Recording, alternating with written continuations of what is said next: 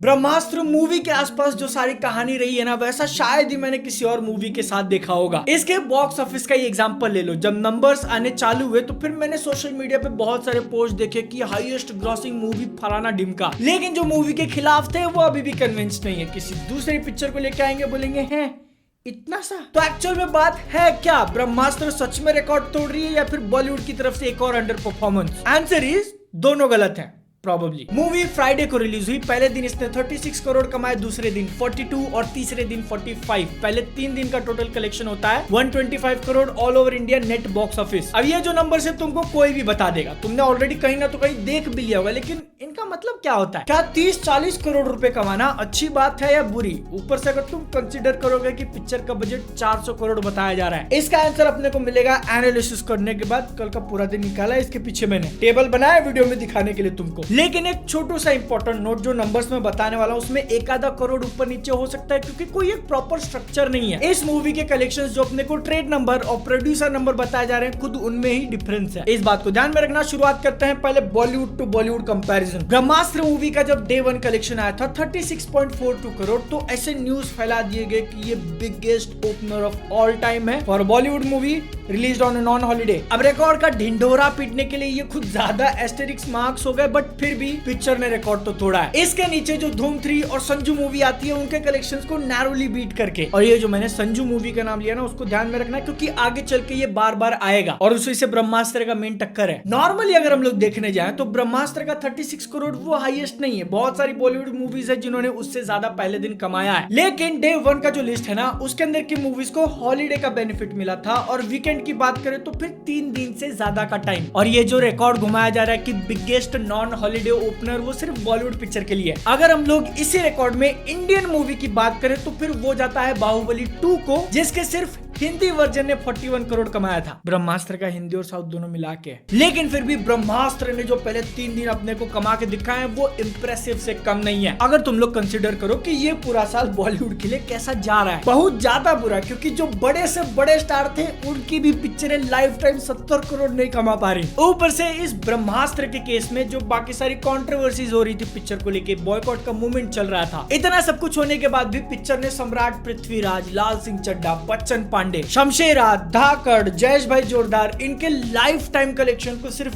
2 दिन में क्रॉस कर दिया। It is a miracle. और ये already 3rd highest grossing Hindi movie बन चुकी है वर्ल्ड वाइड इस साल। कुछ दिनों में ये डेफिनेटली नंबर 1 पे भी चली जाएगी। एक और रिकॉर्ड की बात करें तो पहले 3 दिन का जो कलेक्शन है 125 करोड़, वो हाईएस्ट ओपनिंग वीकेंड है without any national holiday for a Bollywood movie. पीछे छोड़ा इसने संजू मूवी को, जिसने पहले 3 दिन में 120 करोड़ कमाए थे बिना किसी छुट्टी के। संडे काउंट होता है ऑब्वियसली, लेकिन फेस्टिवल की बात नहीं कर रहा हूँ। अब तुम में से कुछ लोगों को लग रहा होगा कि ये संजू से क्यों कंपैरिजन कर रहा है, तो देखो वो बुरी बात नहीं है, क्योंकि Sanju is already the 2nd highest grossing movie ever made by Bollywood. अगर हम लोग इंडियन कलेक्शन की बात करें तो एस राजामौली को एज अ प्रेजेंटर चूज करना पिक्चर के लिए काम कर गया, क्योंकि साउथ के अंदर जो इसके कलेक्शन है ना, बहुत ही ज्यादा फैंटास्टिक। क्योंकि बाकी सारी बॉलीवुड मूवीज यूजुअली 2-3 करोड़ कमाती हैं, इसने अकेले तेलुगु वर्जन के अंदर 10-10.5 करोड़ रुपए कमाए। तो ये किसी पैसे को एकदम गहरा वाला कुआं मिलने जैसा हो गया। लास्ट टाइम किसी बॉलीवुड मूवी ने एक दिन में 40 करोड़ से ज्यादा कमाया था, वो थी वॉर 2019 में। अब खुश तो बहुत हो गए तुम,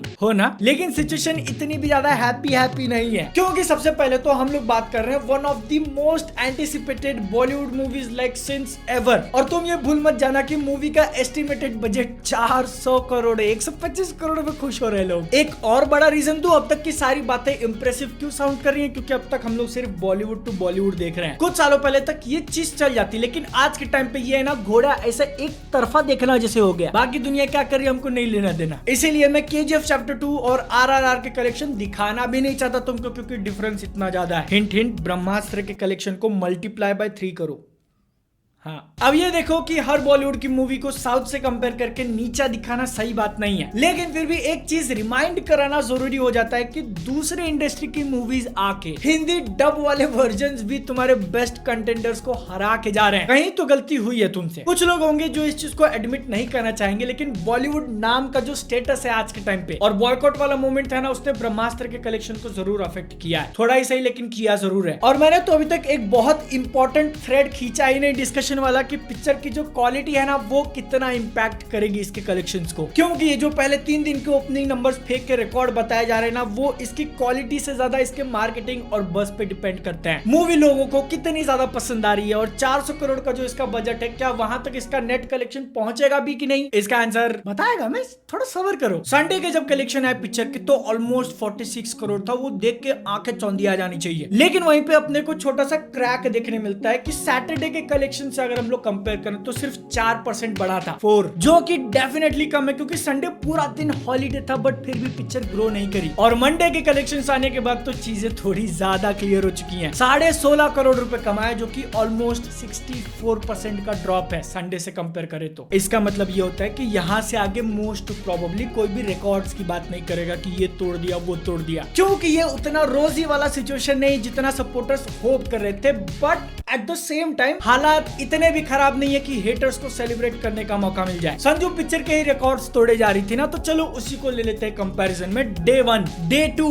डे 3 ब्रह्मास्त्र या तो बहुत ज्यादा क्लोज है या फिर आगे उससे, लेकिन डे 4 पहले मंडे को ब्रह्मास्त्र ने 16.5 करोड़ कमाए और वहीं संजू ने 25 करोड़ कमाए थे। और 3 दिन के कलेक्शन ऐड करने के बाद ब्रह्मास्त्र जहाँ पे आगे चल रही थी 14 दिन का ऐड करोगे तो पीछे हो गई है। इससे हम लोग एक चीज कंक्लूड कर सकते हैं कि ब्रह्मास्त्र उतना अच्छा होल्ड नहीं दिखा रही जितना संजू ने दिखाया था, और आगे चल के ब्रह्मास्त्र के कलेक्शंस इंप्रूव नहीं हुए तो फिर वो संजू से पीछे रह जाएगी। लेकिन बादल कितना कमा सकती है ब्रह्मास्त्र, तो अब अपन एक साइंटिफिक तरीके से अंदाजा लगाने की कोशिश करेगा। 4 मूवीज तो हम लोग कंसिडर करेंगे। सबसे पहला सूर्यवंशी ले लो। इसने अपने ओपनिंग वीकेंड में 77 करोड़ कमाया था और लाइफ टाइम 196, यानी कि मल्टीप्लिकेशन फैक्टर हो गया 2.54। भूल भुलैया 2 जिसका कैलकुलेशन यहाँ पे देख सकते हो, इसका होल्ड फैक्टर है 3.32। संजू मूवी जिसकी इतनी ज्यादा बातें कर रहे थे उसका है 2.85। और फाइनली मैं बात करना चाहता हूँ रोबोट 2.0, क्योंकि ये भी एक बहुत बड़ी बजट वाली पिक्चर थी, VFX हैवी। पहले 3 दिन में बहुत ज्यादा कमाया और उसके बाद पिक्चर थोड़ी ऐसे गिर गई एकदम से, इसीलिए इसका होल्ड फैक्टर है 1.95। तो अब ब्रह्मास्त्र के पहले 3 दिन के कलेक्शन है अपने सामने 125। इसने अगर भूल भुलैया 2 जितना होल्ड दिखाया, ऑडियंस को बार बार लेके आते रहे थिएटर में, तो ये कमा सकती है 415 crore net collection all over India including south के वर्जन। पिक्चर अगर 2.0 का ही 2.0 वर्जन निकला तो फिर आगे चल के ये मे भी गिर जाए और इसके कलेक्शंस पहुंचे 243 करोड़ तक बस।